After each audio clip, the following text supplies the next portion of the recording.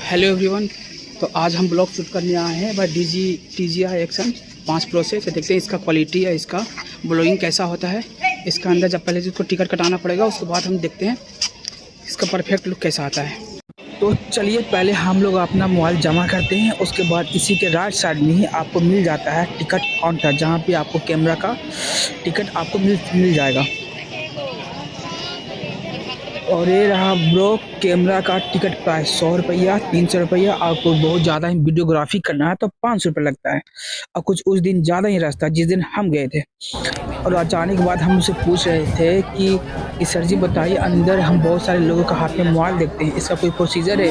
वह बोल रहा है कि हाँ प्रोसीजर है, यहाँ के हेड ऑफिस में जाके आप मोबाइल के लिए वेरिफिकेशन करवा के आप मोबाइल अंदर। तो आज हम ये ले चुके हैं एंट्री टिकट। कैमरा का 300 रुपया प्राइस है, लेकिन हाँ 24 घंटा तक इसका यूज़ कर सकते हैं। मंदिर के बाद जितना भी आप बाहर जा सकते हैं, अंदर आ सकते हैं, केला नहीं, बस 24 घंटा तक रात के 9 बजे तक आज कैमरा को अलाउ कर सकते हैं।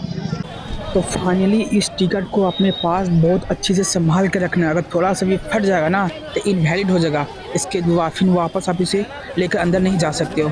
और उस दिन का रस कुछ इस तरह सामने भी आपको कुछ मिलेगा, लेकिन कुछ बहुत भी अब पहला सिक्योरिटी चेकिंग आ जाता है, जिसपे आपको हर चीज़ चेक कराने के बाद ही आप अंदर एंट्री कर सकते हैं। इसमें भंटो लोग का अलग लाइन है, लड़की लोग का अलग है, और जो नॉर्मल पीपल है उसके लिए अलग है। और भाई क्राउड देख सकते हो कितना हैवी रश था उस दिन जिस दिन हम गए थे। वीडियो ही कर ले रहे, फोटो हम ले। और जैसे ही हम लोग एंट्री करते थे हमारा ध्यान पड़ जाता है भाई एक बिल बोर्ड पर, जहाँ पे लिखा था माननीय नीतीश कुमार। उसके बाद पूरा उसको बारे विवरण दिया हुआ था। हम लोग थोड़ा पढ़े, उसके बाद हम लोग आप भी पढ़ सकते हैं क्या क्या लिखा हुआ है। पहुँच कैसे पहुँच रोकना नहीं होता है वैसे। पॉज वैसे नहीं होगा। अब एक बंद कर ले, अभी तो कुछ हो ना। हाँ तब तो। और गाइस यहाँ से स्टार्ट हो जाती है हमारी यात्रा वित्रान, जहाँ से आपको बोधि की हर चीज़ आपको मिल जाएगा। इसके अंदर भी आपको हिंदुत्व का भी अवशेष मिल जाते हैं। ये गलत करते हैं ना आप लोग, बताइए। आप लोग चीटिंग कर रहे हैं, यही सिखाता बौद्ध धर्म में। हमारे साथ कुछ ऐसा इंसिडेंस हो जाता है भाई मत पूछो। कोई फर्जी गाइड भी आ जाता है, वो फर्जी गाइड से आपको बचना पड़ेगा। उसमें क्या क्या चीज़ें बताइए। इसके अंदर में 7 प्लेस है सर इसके अंदर में। तो पता दोस्तों, अभी हमको गाइड मिला, वो बोला कि 500 रुपये दीजिए हम आपको घुमाएंगे। भाई हमको अच्छी तरह से पता है इसके बारे में, इतिहास इसका हर चीज़ बारे में। हमको बोला था, हम बोले ठीक है आपको हम 500 रुपये देंगे, आप क्या क्या घुमाइएगा। बस ऊपर 7 जगह, भाई 7 जगह तो हमको भी पता है ना, लेकिन हमें ही लूट रहा था। भाई हम बोले भाई हम यहाँ के लोकल है, तब भाई उसके बाद कुछ नहीं बताया हमको। और गाइस पहले जैसे हम एंट्री करते हैं हमें कुछ पुराना एंशियंट कुछ चीज़ मिल जाता है, ऊपर से फिर हम बुद्ध भगवान का कोटेशन भी मिल जाता है। उसके बाद अब पढ़ सकते हैं क्या क्या लिखा हुआ है। तो गाइस आपको जो भी चीज़ यहाँ मिल जाता है ना भाई, सारा आर्कियोलॉजिकल मतलब खोदाई करके निकाला हुआ है। भाई अलेक्जेंडर कनिंघम जो आए थे उसने बस इसको खोजा और निकाला। और जितना भी इसका घंटी बेल ये सारा एंशियंट है, सारा वियतनाम का है। अब चलिए इसका इतिहास कुछ आपको हम बताते हैं।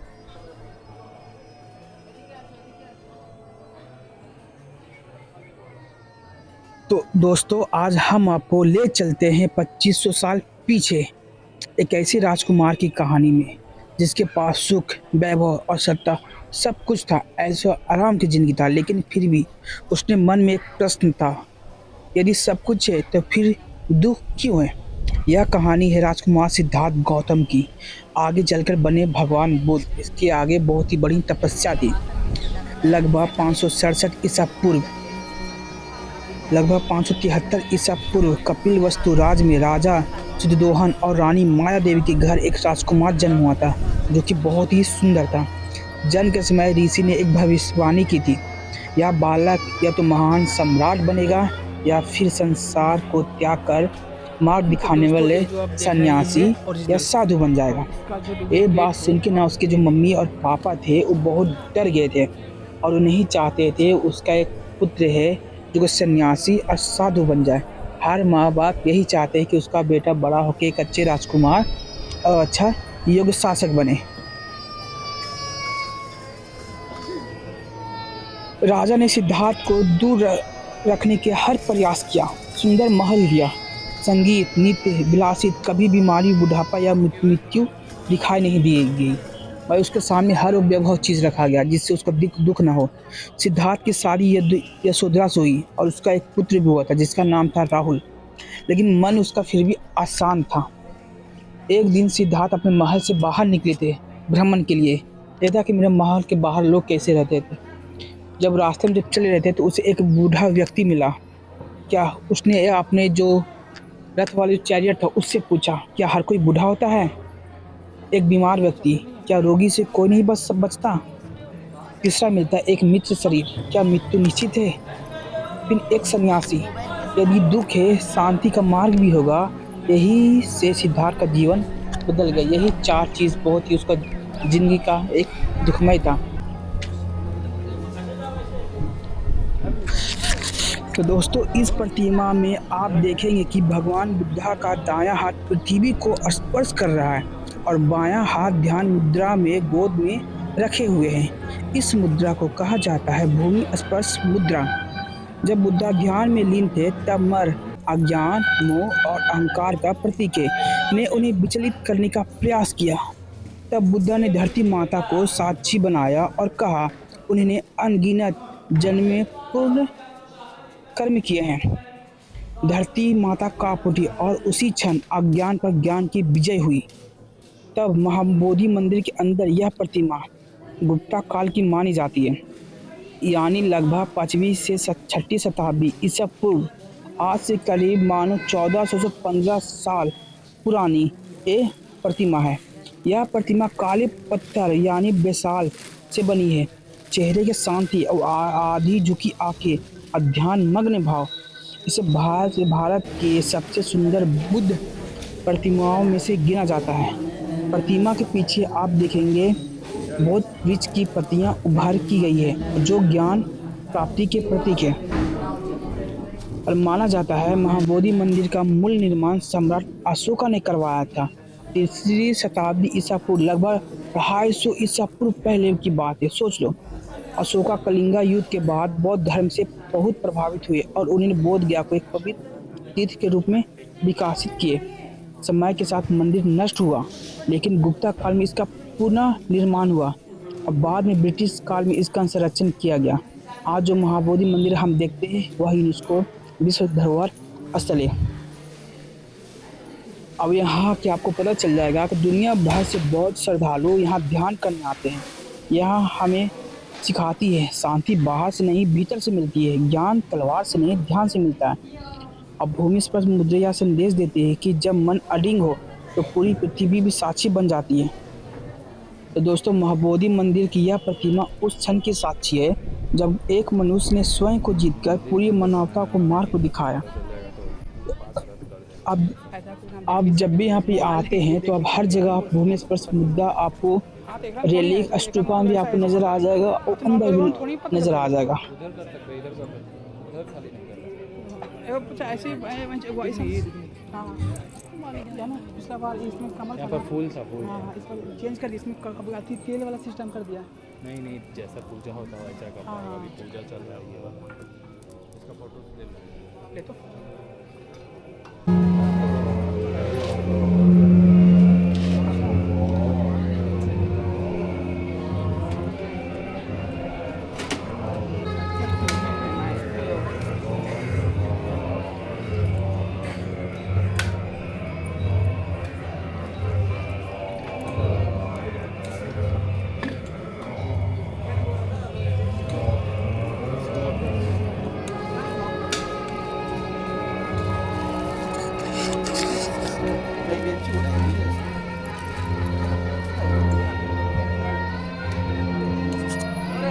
और अब आता है भाई, अब हम चलते हैं बोधि वृक्ष के नीचे का अध्याय में। सिद्धार्थ पहुँचे बोध गया, वहाँ एक पीपल का वृक्ष था आज जिसे हम बोधि वृक्ष कहते हैं।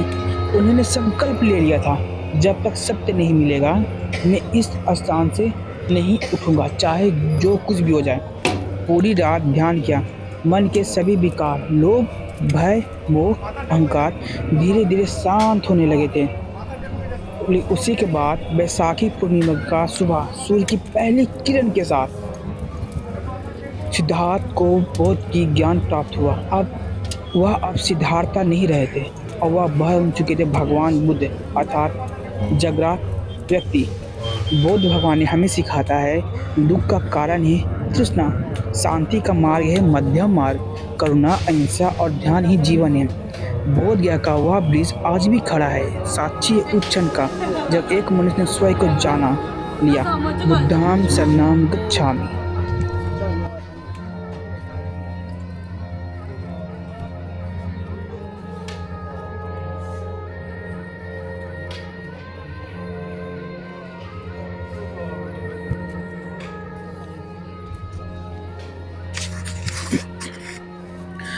और दोस्तों भगवान बुद्ध के उस 7 स्थान ज्ञान प्राप्ति के बाद का हम आपको यात्रा पर लेकर चलते हैं। ज्ञान प्राप्ति के बाद भगवान बुद्ध 7 सप्ताह तक बोध गया और उसके आसपास रहे, कहीं भी नहीं गए। इस स्थान को सप्त महास्थान भी कहा जाता है। पहला स्थान आता है दोस्तों बोधि वृक्ष, पहला सप्ताह। यही सिद्धार्थ गौतम का ज्ञान प्राप्त हुआ। बुद्ध पूरी 1 सप्ताह तक बोधि वृक्ष के नीचे ध्यान में लीन रहे और ज्ञान का आनंद का अनुभव किए। उसके बाद दोस्तों आता अनिमेष लोचन चैत्य बोधि वृक्ष के सामने।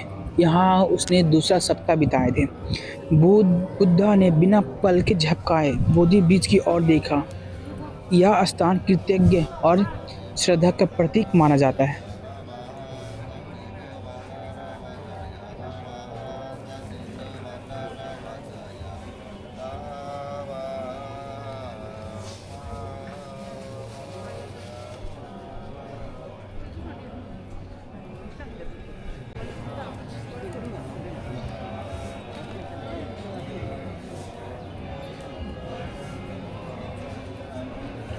और जो तीसरा है दोस्तों रत्ना चक्रमान बोधि वृक्ष और अनिमेष चैत्य के बीच।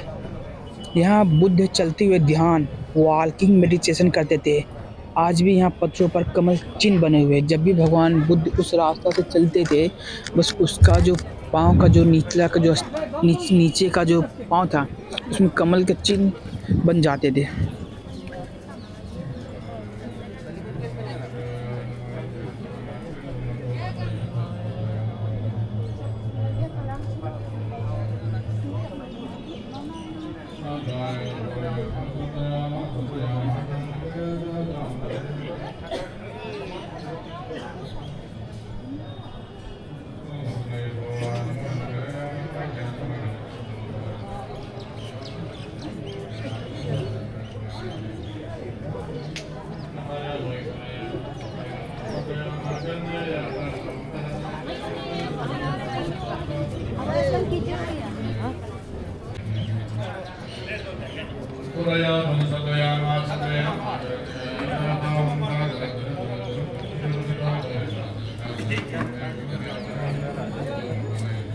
ये चलता है अंदर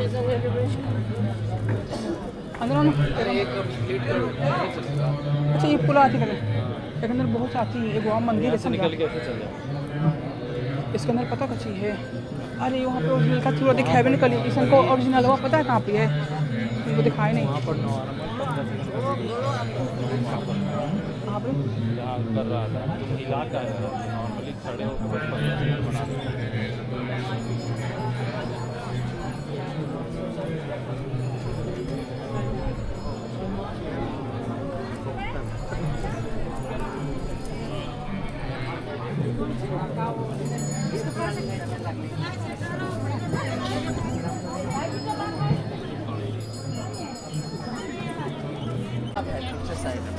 पीछे साइड में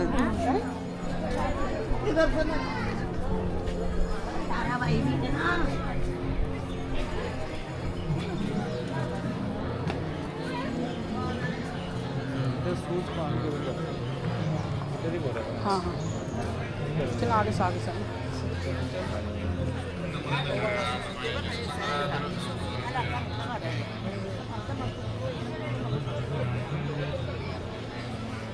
देखो अब ऐसे ही तुमको छोड़ना पड़ेगा मोह। अब यहाँ आया तो महीनों रह रहा है तू, हाँ। सब परिवार उधर छोड़ के तुम यहाँ रहे। यहीं तुम्हारा खाना है, यहीं पीना है, यहीं रह जाना है।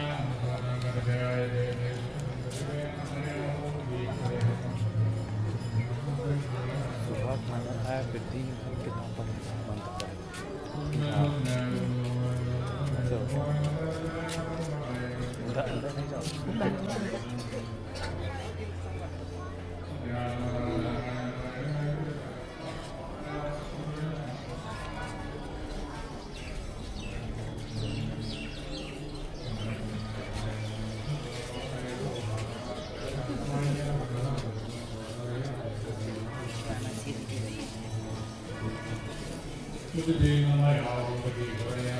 ए बाबू परेशान क्या करो, जाओ घर जाओ। कहाँ ले परेशान क्या करी तुम? जाओ जाओ करने दो, छोड़ दो, जाओ। परेशान नहीं करो, चल जाओ।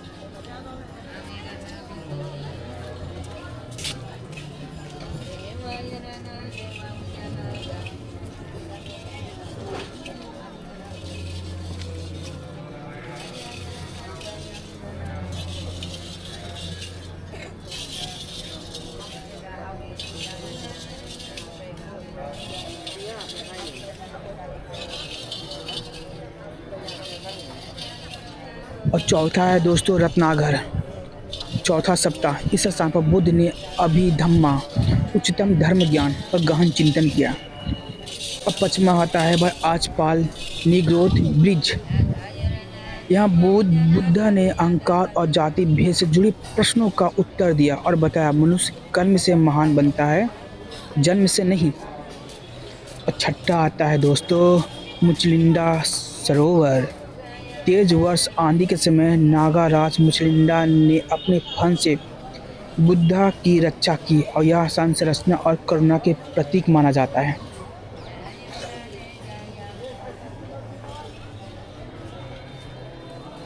वो बोल रहा था कि चलिए हम 7 जगह घुमाते हैं। 7 जगह यही सम था जो 7 सप्ताह व्यक्तित्व नहीं किया था। यहाँ बोले कैसे इसको अथी होता है, हमको नहीं पता था। एक बार आओ इसे लो पीसा वाला लूँ ना हाल बताइए को बोले ठीक है दान दक्षिणा दीजिए तो दे दे पीसो भैया। तो गोरा पूछ लूँ ना। और सबसे आखिरी माता सातवां सप्ताह राज्य चेतन ब्रिज। सातवां सप्ताह यही बुद्धा ने तपस्या और भल्लिक नामक व्यापारियों से पहला भोजन स्वीकार किए। यह बुद्धा से प्रथम उपासक लेड डिसिपल बने। तो दोस्तों भगवान बुद्ध ने ज्ञान का स्थिर किया, समझा और संसार को देने की तैयारी की। इसके बाद बुद्धा सारनाथ गए और अपना पहला उपदेश दिए जिसको बोला जाता है भारत दोस्तों धर्म चक्र परिवर्तन।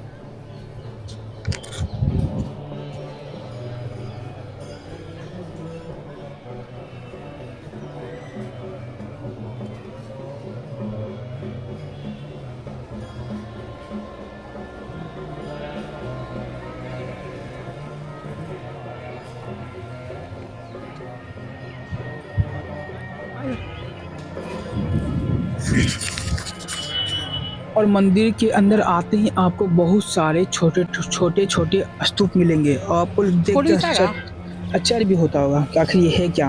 मंदिर महाबोधि मंदिर के चारों ओर इतने सारे स्तूप क्यों हैं? जब आप महाबोधि मंदिर बोधगया जाते हैं तो एक बात तुरंत ध्यान खींचती है। मंदिर के आसपास छोटे बड़े अनगिनत स्तूप हैं। अक्सर लोग पूछते हैं इतने सारे स्तूप यहाँ क्यों बने हुए हैं, इनका असली अर्थ क्या है? आइए जानते हैं इसकी रोचक सच्चाई आखिर क्यों है और स्तूपा क्या होता है और लोग इसको पूजा आखिर क्यों करते हैं। स्तूपा केवल ईंट पत्थर की संरचना नहीं होता है। बौद्ध परंपरा में स्तूपा कितना ध्यान, चार्ज निकल स्मृति जाएंगे। और श्रद्धा का प्रतीक है। आप जब अंदर आइएगा तो बहुत सारे जो वहाँ पे जो पूजा करने वाले हैं, भंते हैं, श्रद्धालु हैं, हर स्तूपा के पास वो अपने मंत्र और जाप करते मिलेंगे। जहाँ स्तूपा होता है वहाँ माना जाता है कि ज्ञान की ऊर्जा स्थिर है, दुनिया भर की श्रद्धा का प्रतीक है। महाबोधि मंदिर के आसपास बने अधिक स्तूपा भारत के नहीं बल्कि विश्व के बौद्ध देशों से द्वारा बनाया गया है। Sri Lanka, Thailand, Myanmar, Japan, Tibet, Bhutan और नेपाल, हर देश का स्तूपा उस देश की श्रद्धा और संस्कृति को दर्शाता है और यह बताता है कि बुद्ध का ज्ञान सीमाओं में नहीं बंधा। ध्यान और साधना की स्मृति, कई स्तूपा उन स्थानों पर बने हैं जहां वर्षों तक भिक्षुओं ने मौन, ध्यान और साधना की। इसलिए स्तूपा ध्यान की स्मृति चिन्ह है। जहां आज भी बैठती है, मन अपने आप शांत हो जाता है। अवशेष और पुण्य परंपरा, कुछ स्तूपों में बुद्ध या महान भिक्षु की पवित्र अवशेष सुरक्षित रखे गए हैं। बौद्ध धर्म में माना जाता है कि स्तूपा बनवाना या उसकी परिक्रमा करना महान पुण्य मेरिट देता है। इसी कारण श्रद्धालु अपने जीवन की सबसे बड़ी आस्था यहीं छोड़ जाते हैं। और एक गहरा संदेश थे, ये सभी स्तूपा हमें एक ही बात सिखाती है, ज्ञान अकेला नहीं होता, वह समझ साझा किया जाता है।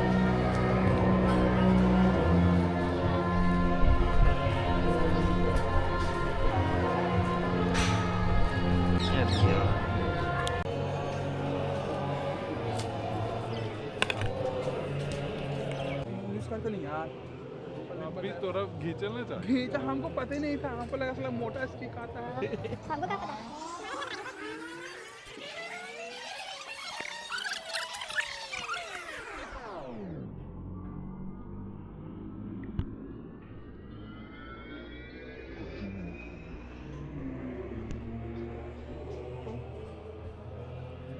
बाहर ऊपर के लिए शूज पहन, कहाँ? शूज पहन, हाँ तब चलो ना, इधर से निकलता है। हाँ एक हम तो ओरिजिनल का लिख देख ली, तोरा तूने नहीं देखनी है क्या? देखनी है तो अंदर हम ऐसे ऐसे करके लेते हैं। देखो देखो ईसा मसीह दुग है ना, ईसा मसीह देखो इसमें डुप्लीकेट है, समझा? वहाँ पे दुग है जो ओरिजिनल है। हाँ तो बनाया हुआ है बाहर। लोग का फोटो लो ना, कहाँ पे लगे? नहीं लिया उसका नहीं लिए थे या भूल गए थे। इतना देर यहाँ से लग रहा अरे पानी तो वहाँ पे है ही पी में। है। नहीं, बोतल थोड़ा तू तो बोतलियाँ फेंक देनी यार।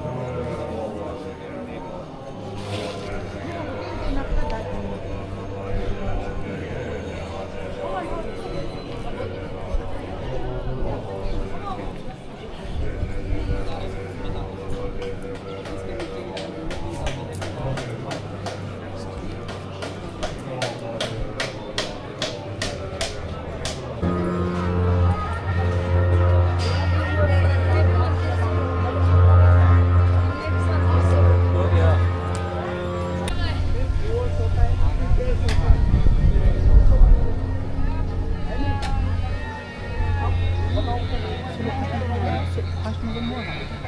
यार बोलना नहीं था तुमको।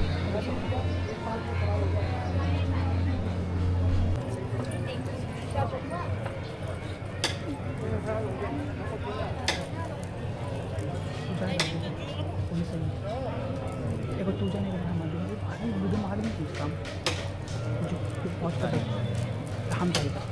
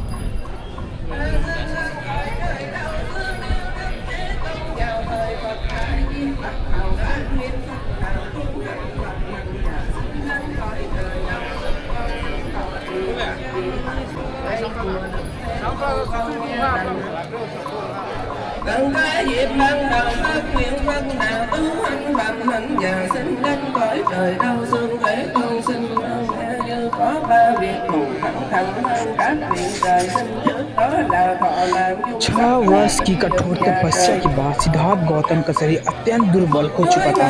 लगातार उपवास और तप के कारण वे चलने तक में असमर्थ हो गए थे। इतना कमजोरी और वीकनेस हो चुका था।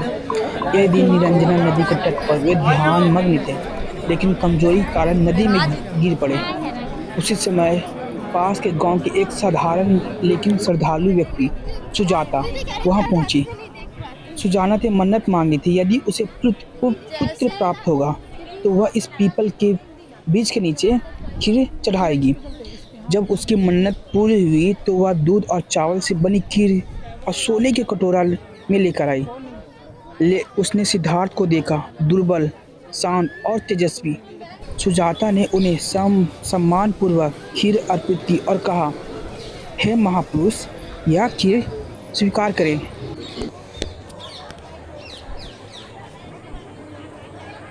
सिद्धार्थ ने पहली बार लंबे समय बाद भोजन स्वीकार किया।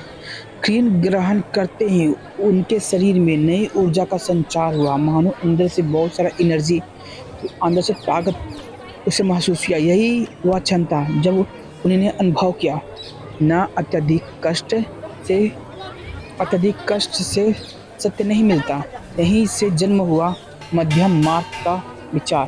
और कहा भी जाता है, अगर सुजाता उसे खीर न दे दी तब मध्यम मार्ग का रास्ता कभी बुद्ध भगवान कभी चुनते ही नहीं कभी बुद्धिज्म का उत्पत्ति होता। खीर खाने के बाद सिद्धार्थ ने उस कटोरे को निरंजना नदी में प्रवाहित कर दिया। भाई सोचो, खाने के बाद उसे रखा।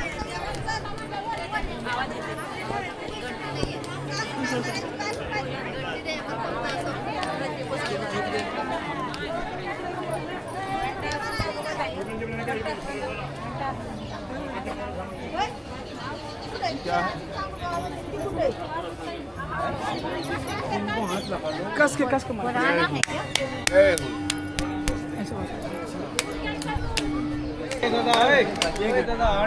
नहीं कि मोह माया से दूर रहना चाहते थे। उन्होंने कहा, यदि आज मुझे ज्ञान प्राप्त होगा तो यह कटोरा धारा के विपरीत तैरेगा।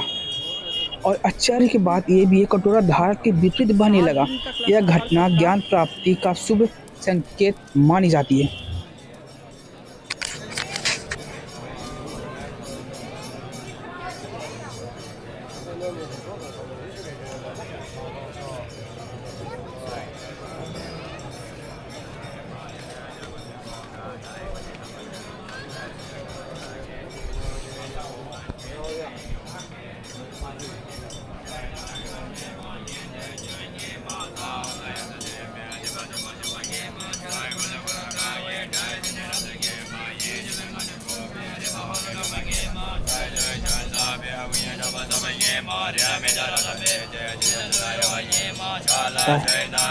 महाबोधि मंदिर के चारों ओर बने स्तूप इस बात की साक्षी है, बुद्धा का मार्ग पूरी मानवता का मार्ग है।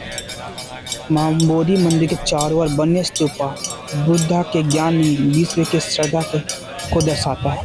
तो दोस्तों, यही था बुद्धा का स्टोरी, जहाँ से सिद्धार्थ से बन गए थे लॉर्ड बुद्धा 6 साल की तपस्या कर लेने के बाद। अगर दोस्तों वीडियो अच्छी लगी है तो लाइक कीजिए, सब्सक्राइब कीजिए और शेयर कीजिए और सपोर्ट कीजिए। धन्यवाद।